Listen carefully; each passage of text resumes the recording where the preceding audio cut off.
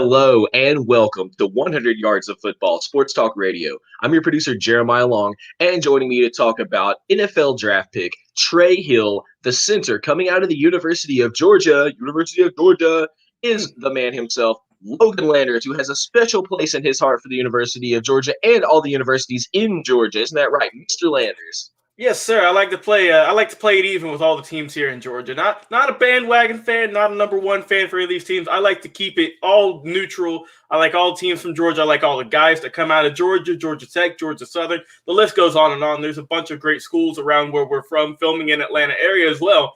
And it's always great to highlight some of these guys and to just talk about how well they are, how good they perform, and where we might think they might end up in the NFL draft coming up in just about. I think it's coming up in April, so about 2 months away. But yeah, we've been doing these draft profiles for a while now and talking about these guys, and it's been a nice deep dive, I'll call it, into some of these guys and some of the lesser known guys, like the guys in the offensive line we've been doing in the past couple of weeks, guys that you might overlook. But we do a nice job over here, I think, about giving out some good knowledge about these guys, and I'm ready to do another one with you as always on Mondays, Jeremiah. Well, definitely. Well, without further ado, tell us everything you can possibly tell us about the University of Georgia center, Trey Hill, what his prospects are, and where do you think that he might end up in the NFL draft? Well, first off, Jeremiah, when I look at Trey Hill, I look at his size. He's 6'4", 330 pounds. Big guy already. So he's been that basically his entire career at Georgia. He's been about that height and weight. Fluctuates about a pound or two, but overall, he's kept running that 330 range. But, man, what I like about him is his durability. Now, he's played in a lot of games for Georgia. At one point, he played in, I believe it was 26 or 27 straight games under at the center position for Georgia. So that means one thing, he is very versatile. He is very durable as well. He started in 14 games, both in 2018 and 2019.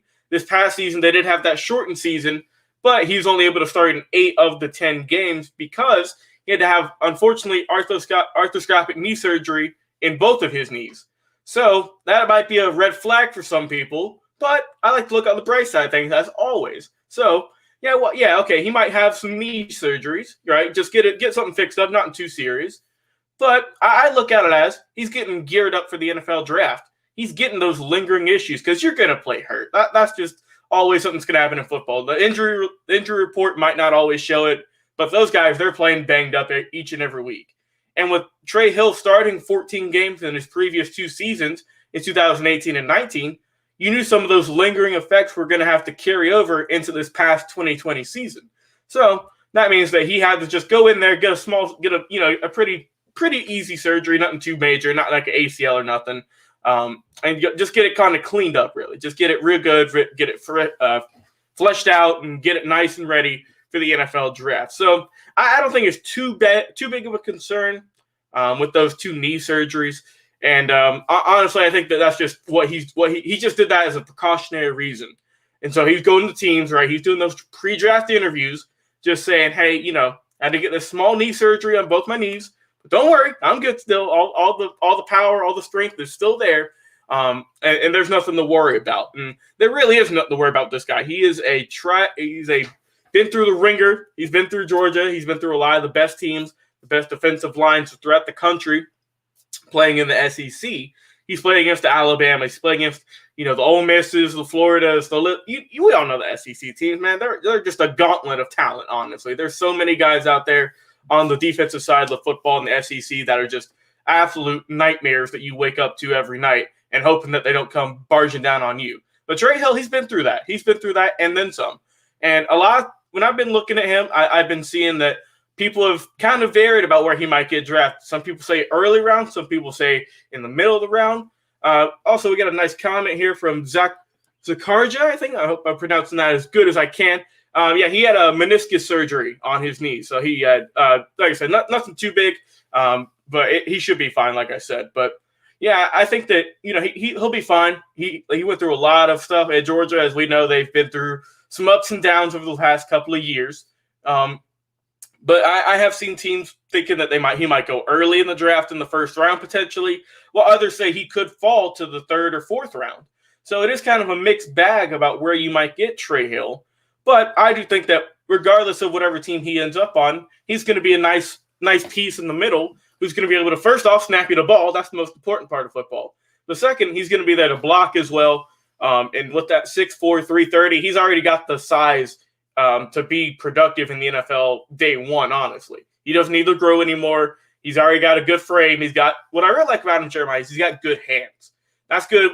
That's really important with the offensive line. You got to have good hands. And most importantly, I think, great footwork. Great footwork, honestly.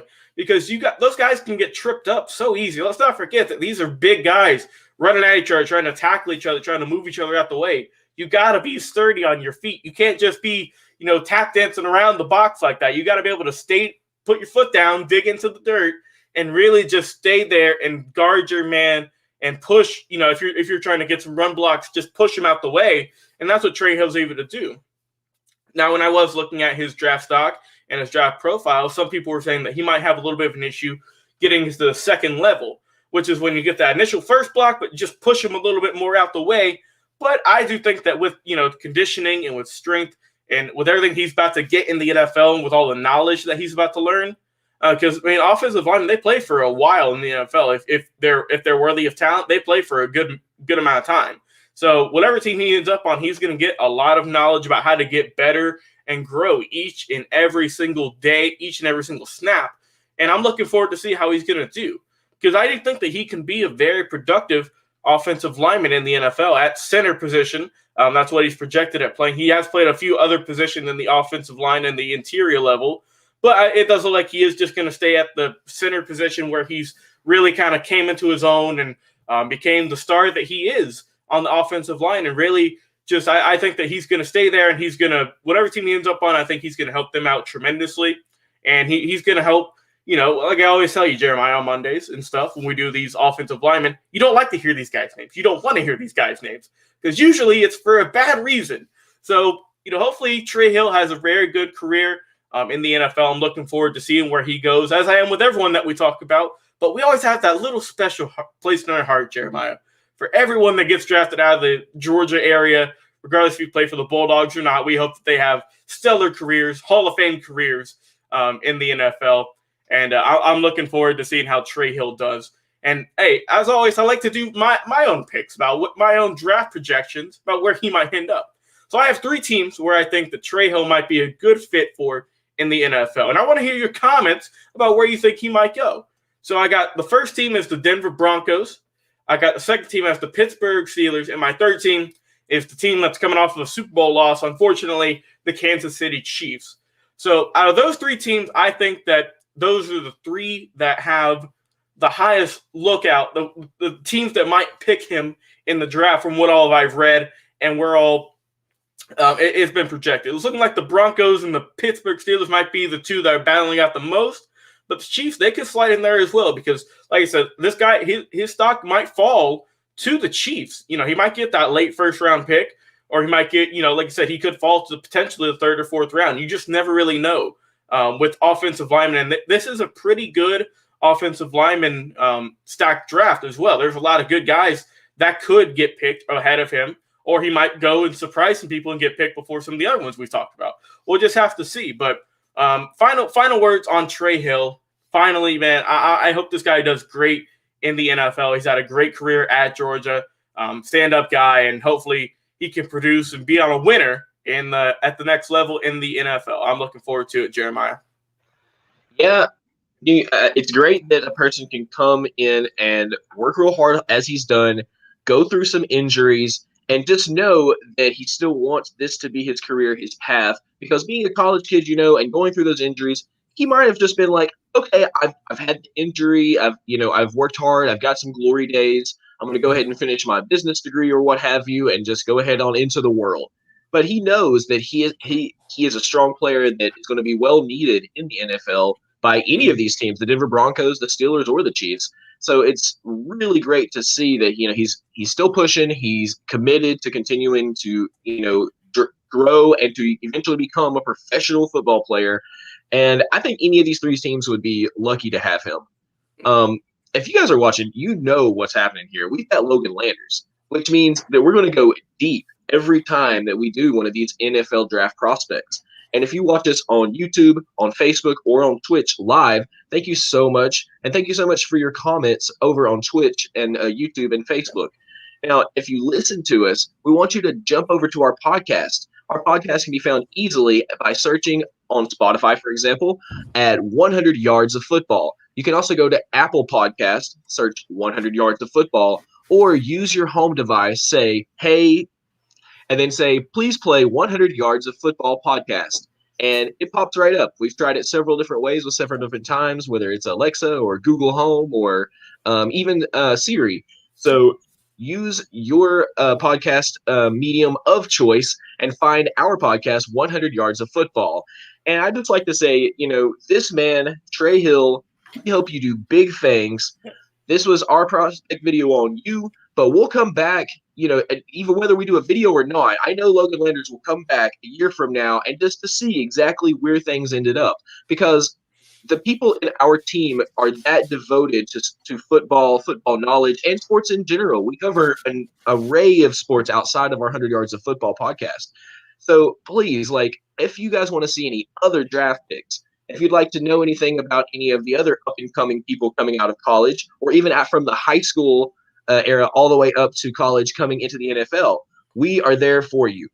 I'm the producer, Jeremiah Long. This has been our host, Logan Landers. And please let us know in the comments if there's another person you'd like to hear about, or if there's any other topics that you'd like us to cover, because we come live every Monday, every Wednesday, and on our podcast every day pretty much, just for you, to tell you more and get you informed about football and everything in the world of football. So for the entire team here, I'm Jeremiah Long, the producer, and this has been Logan Landers, and we'll see you guys a little bit later.